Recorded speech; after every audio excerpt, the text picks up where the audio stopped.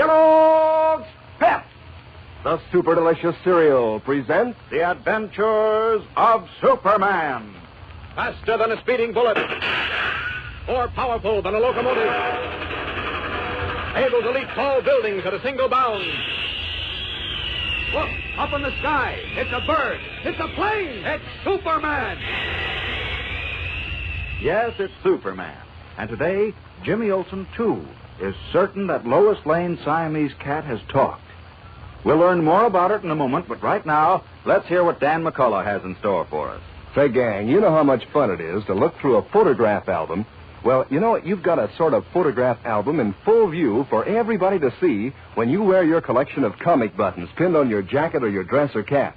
Yes, sir. Those brilliant colored comic buttons Kellogg's Pep is putting out are true-to-life pictures of your favorite funny paper friends. And they look just as real as they do in the comic strips. Take K.O., for instance. Bright red turtleneck sweater with one suspender over his shoulder and his oversized black derby tilted over one eye. Or Winnie Winkle with her smart-looking blue dress and her curly bob and bangs. Say, she's mighty pretty. Or Superman himself. He's a good-looking guy. Red Superman insignia on a brilliant blue jersey. That famous cape flying in the wind. Why, every single one of these 18 different buttons is straight from the funny papers. And you'll want to collect them all. And you can, too, easy as anything. Just ask Mom to get you plenty of that super delicious whole wheat flake cereal, Kellogg's Pep. You don't send in any money, not even a box stop. And you can't buy these exciting buttons anywhere. But inside every package of Pep, there's an exclusive prize. Get your comic buttons, gang, from P.E.P. Pep, made by Kellogg's of Battle Creek. Now, the adventures of Superman. When a Siamese cat, a Christmas gift from an unknown admirer, seemed to be talking to her in a human voice, Lois Lane, in a highly nervous state, left by taxi for a friend's house in the suburbs. But she never arrived at her destination. And the taxi driver, finally picked up by the police, told a strange story of being stopped by a ghost-like man in a funeral hearse, who, after asking directions to a cemetery which didn't exist, said that Lois was dead. The taxi driver claimed that he had then mysteriously fallen asleep. And when he awoke, both Lois and the ghost-like man had vanished. That night, Jimmy Olsen, who had taken the Siamese cat to his house, apparently heard the animal speak to him, warning him against Perry White. Well, as we continue now, it is the following morning, and Jimmy is standing nervously at the door of Editor Perry White's office at the Daily Planet. Finally, drawing a deep breath, he gingerly opens the door. Listen. Come in, Olsen. I want to see you. No, sir. What? I can't right now. Do you know where... What do you mean you can't? I'm awful busy. Do you know where Mr. Kent is? He's out looking below us. Oh, where? I gotta get a hold of him. Well, how do I know where? Will you come in here and close that door? I don't like long-distance conversation. I can't hear what you say. And I don't like to shout. Yes, sir. I mean, no, sir. Haven't you got any idea where Mr. Kent is? I've got to see him right away. I told you he's out looking below us. And unless you come in and close that door, Thanks. Olsen, come over here. Oh, no, not me.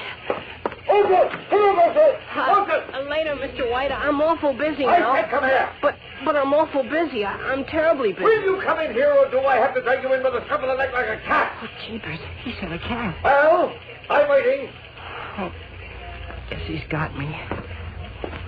Okay, Mr. White. I'm coming. Come on.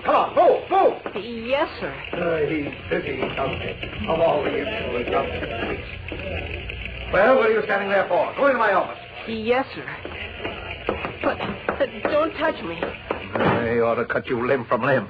I ought to boil you in oil. No, don't. What in thunderation's the matter with you? Me? Yes, you. And stop walking backwards. Stand still. Yes, sir. I...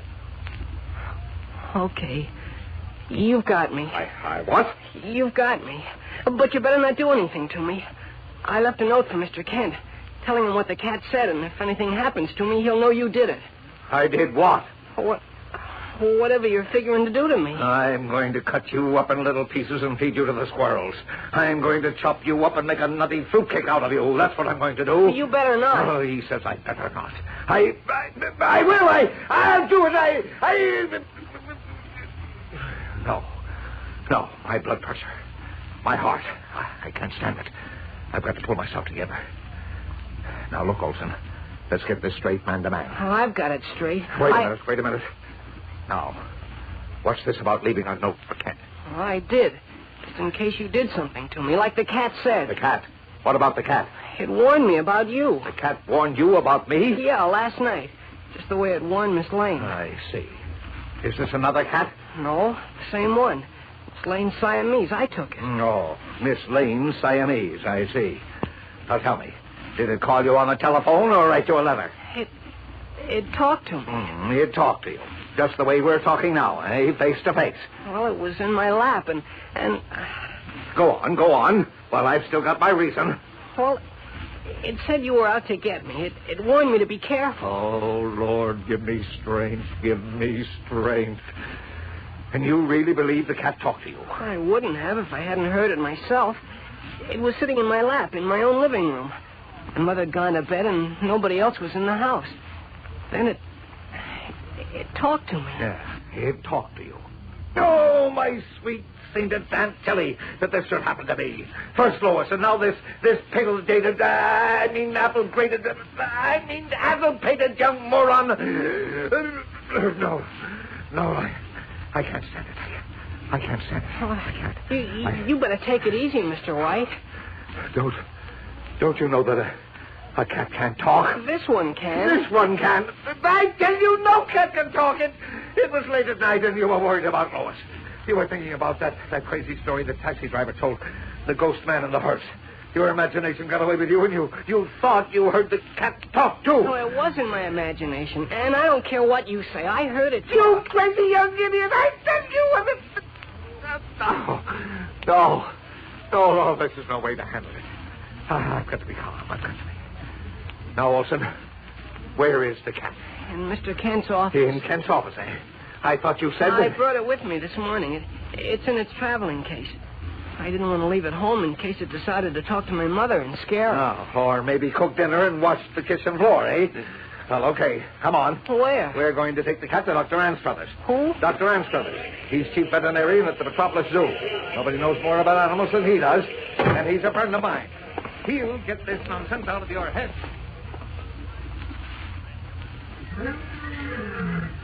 Come in here, Perry. You too, young man. I have my fluoroscope in this office. Okay, Doc. Come on, Olson. Now, bring the cat over here, please. Well, what are you going to do now? Make one final test to prove to you that the animal can't talk. Now, let me have the cat, please. Thank you. Now, just sit there, kitty. No, don't try to get away. I'm not going to hurt you. That's a nice kitty. That's a nice kitty. Now, will you turn off the light, please, Perry? The switch is right behind you. All right. Nice kitty. Nice kitty. Now, all right, you'll both look through this screen. Right here. Gosh, you can see right into the cat. Uh-huh. Now, here are the larynx and vocal cords. Entirely normal, you see. No enlargements or distortions. There are the lungs, heart, liver, spleen. Nothing at all unusual, nor is there any mechanism in the body which doesn't belong there. Now, will you turn on the light again, Perry? Right. Well, you satisfied, Olson? Now, if you'll open the box, young man, I'll put the cat back in. Get in, kitty. You didn't answer my question, Olson. Are you satisfied now that the cat can't talk? Well, You what? Well, I heard everything Dr. Anstruthers said, but I heard it talk. All the stubborn idiots. Maybe you'd better put him under the fluoroscope, Doctor. Examine his head. I assure you, young man, neither this cat nor any other member of the feline family can talk. You were probably under a great strain, so you imagined I didn't imagine it. I heard it. Heavenly days, what'll I do with him? I know. Take the cat and come along, Olson. Where? To my house. You and the cat are going to stay right there with me until you're convinced this is all a lot of nonsense. Come on now. Much obliged, Doc. Not at all, Perry. I'll pound some sense into your head, Olson, if I have to do it with a sledgehammer. Now, come on. Carrying the box containing the fawn-colored Siamese cat, Jimmy follows Editor White from the zoo to a taxicab.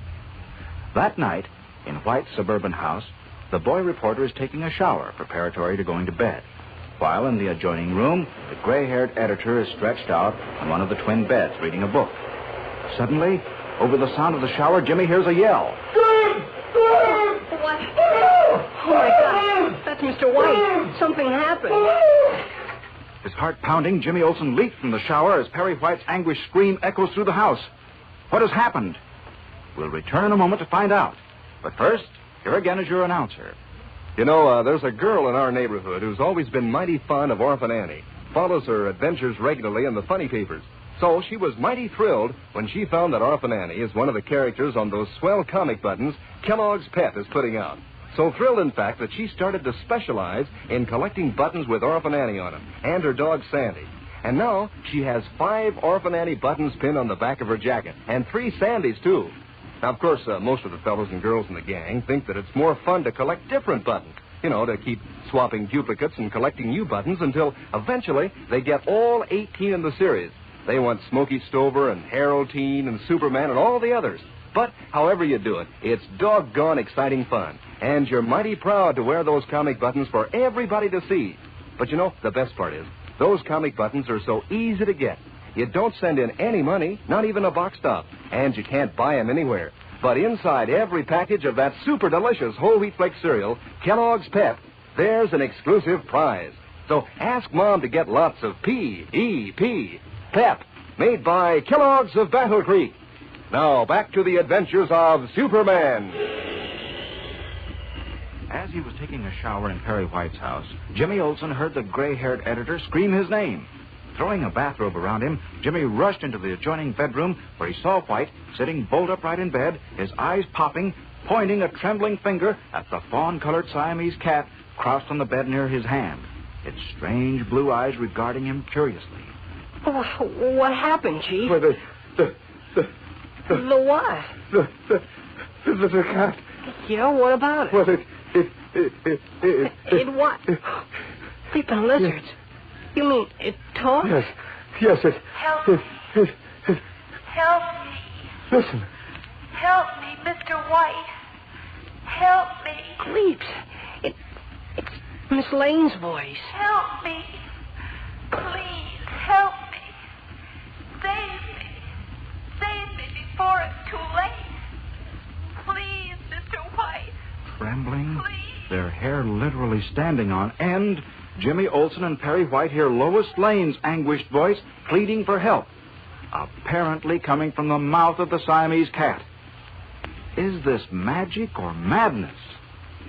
Well, fellows and girls, tomorrow's episode in The Mystery of the Talking Cat is even more thrilling and fascinating, so don't miss it.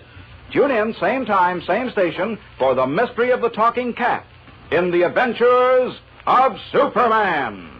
Faster than a speeding bullet. More powerful than a locomotive. Able to leap tall buildings at a single bound. Look, up in the sky. It's a bird. It's a plane. It's Superman.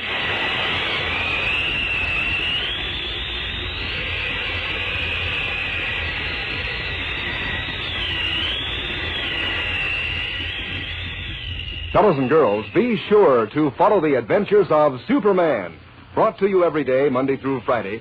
Same time, same station, by the grand old Kellogg Company of Battle Creek.